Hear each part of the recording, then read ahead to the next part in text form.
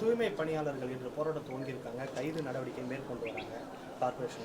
இல்லை, தூய்மை பணியாளர்கள் வந்து வைத்த கோரிக்கைகள் 2 கோரிக்கைகள் முதல்ல முன்வைத்திருந்தார். ஒன்று பணி நிரந்தரம் கேட்டாங்க, 2வது வந்து அவங்களுக்கு சேலரி இன்க்ரிமெண்ட் வந்து கேட்டிருந்தாங்க.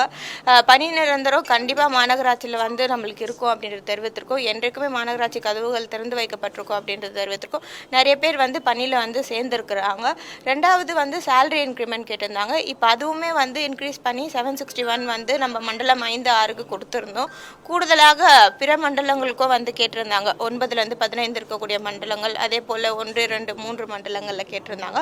அதற்கான பணிகளும் நடைபெற்று வருகிறது. வரக்கூடிய மன்ற கூட்டத்தில் அதற்கான பொருள் பெற்று அவர்களுக்கும் வந்து அந்த சேலரி இன்க்ரீஸ் வந்து பண்ண நிலையில் இருக்கு. இல்லை, அவங்க வைத்த 2 கோரிக்கை சேலரி இன்க்ரீஸ் பண்ண சொன்னாங்க, பண்ணி கேட்டாங்க. 2மே நம்ம பண்ணி கொடுத்துருக்கோம்.